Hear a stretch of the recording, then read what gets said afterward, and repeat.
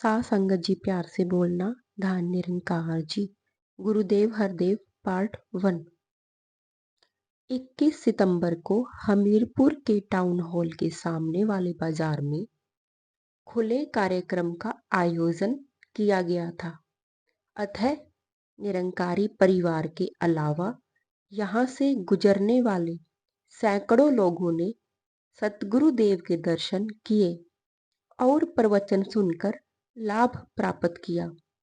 यहाँ गुरुदेव ने अपने प्रवचनों में फरमाया,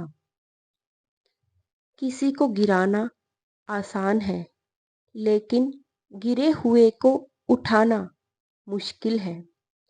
किसी को धक्का देकर नदी में फेंक देना कोई मुश्किल काम नहीं, लेकिन डूबते हुए को बचाने के लिए अपने जीवन को खतरे में डालना पड़ता है।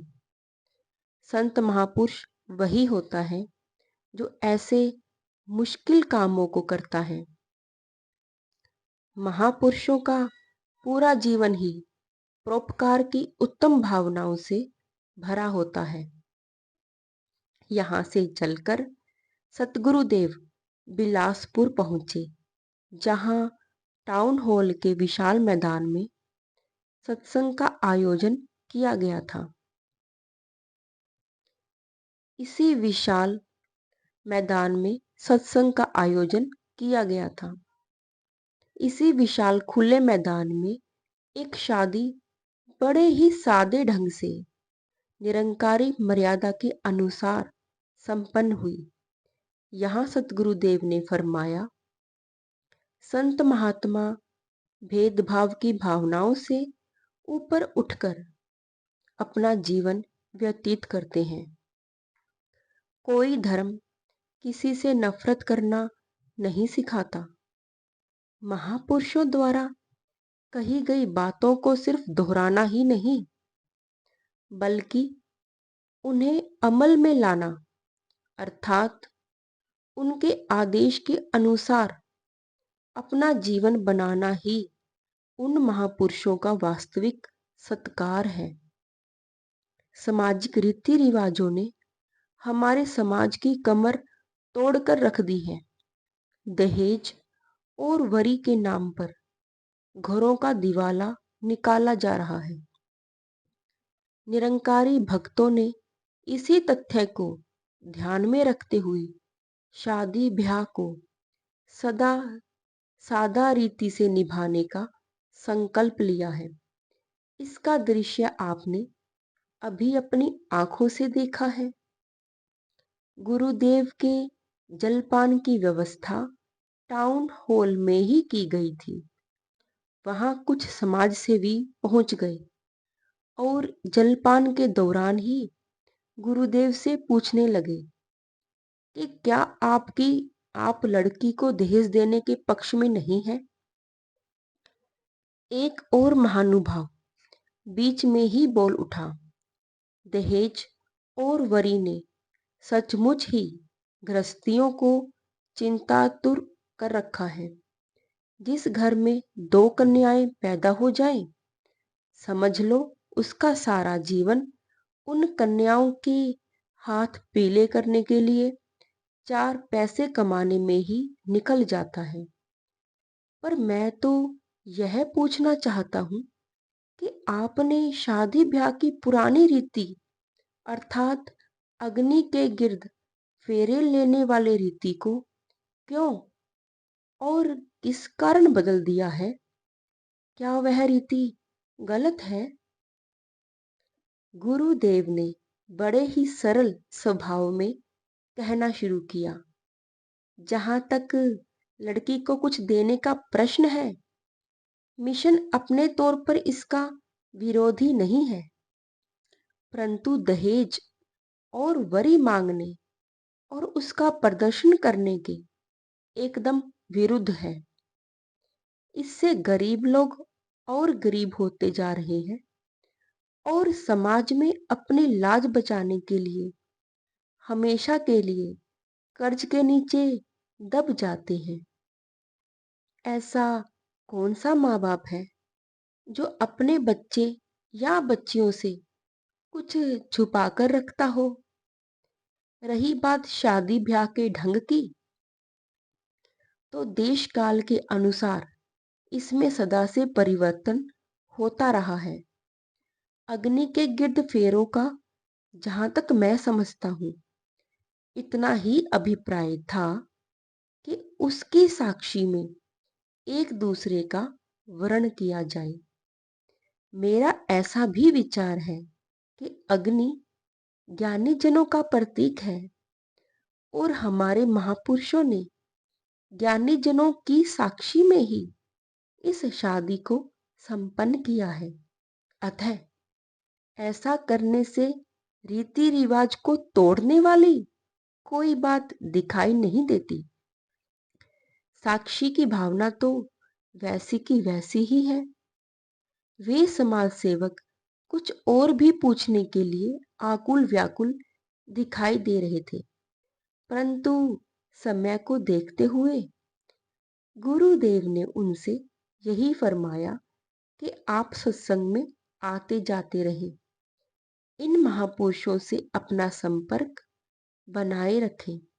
दातार करेगा आपकी सब शंकाओं का निवारण, अपने आप सहज में ही हो जाएगा। यह कहते हुए गुरुदेव अपने निर्दिष्ट स्थान की ओर चले गए। दूसरे दिन सुंदर नगर के लिंक थिएटर के विशाल हॉल में सत्संग का आयोजन किया गया। क्योंकि वर्षा होने की संभावना थी, यहाँ भी पंजाब व हिमाचल का संगम देखने को मिला। गुरुदेव हरदेव ने इस विशाल अवसर पर दो तीन बातों पर विशेष बल देते हुए फरमाया। महात्मा, लोग लोक सुखी और परलेख सुहेला बनाने की सदा से प्रेरणा देते आ रहे हैं। महात्मा अपने अनुभव से जान चुके होते हैं कि जिनका लोक सुखी नहीं है उनका परलोक किसी भी कीमत पर आनंदमय नहीं हो सकता। जो एक अक्षण के लिए भी शांत मन होकर किसी सद्पुरुष की संगति नहीं करते हैं और सत्य का बोध नहीं प्राप्त करते हैं, आप महात्मा स्वयं समझदार हैं। आप खुद अनुमान लगा सकते हैं कि ऐसा जीवन जीने वाले इंसान का परलोक कैसे सुहेला हो सकता है। यह तो सभी चाहते हैं कि मनुष्य सभी भेदभावों को भूलकर एकता के सूत्र में बंध जाए। ऐसी एकता कुछ समय के लिए और कुछ स्थानों पर तो आ सकती है, परंतु हमेशा के लिए सब जगहों पर एकता होनी असंभव है। एकता उस दिन ही स्थापित होगी जब हमें इस बात का ज्ञान करा दिया जाएगा कि जिसे हम ईश्वर, अल्लाह, वाहेगुरु, गॉड कह रहे हैं, वे एक ही शक्ति के नाम है। एक पिता को जानकर बच्चों में प्रेम का उदय होता है।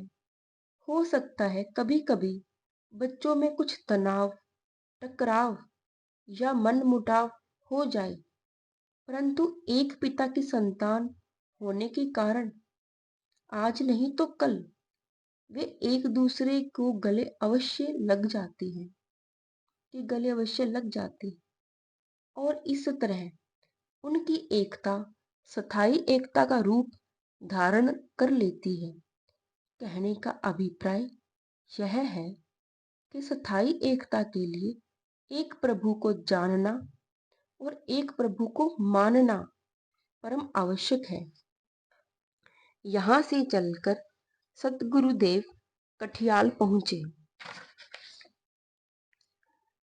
आपके आगमन से यह ग्रामीण क्षेत्र मानो महक उठा। सारा का सारा गांव ही आपके साथ हो लिया। सतगुरु देव गांव के सीधे साधे लोगों के भोलेपन पर मानो मुग्ध हो गए, परंतु दो चार भाई बहनों को जोर जोर से सिर घुमाते हुए देखा तो सीधे बारी बारी उनके पास पहुंच गए और उनके सिर पर हाथ रखते हुए तू ही निरंकार का सुमिरन कराने लगे। गुरुदेव साथ साथ फरमाते जा रहे थे कि राम चहुं ओर से हमारी रक्षा कर रहा है। राम एक ऐसा कवच है जिससे कोई बुरी से बुरी आत्मा भी हमारे मन में प्रवेश नहीं कर सकती। देखते देखते उनका झूमना बंद हो गया और वे खुद को संभालते हुए सत्संग में पहुंच गए।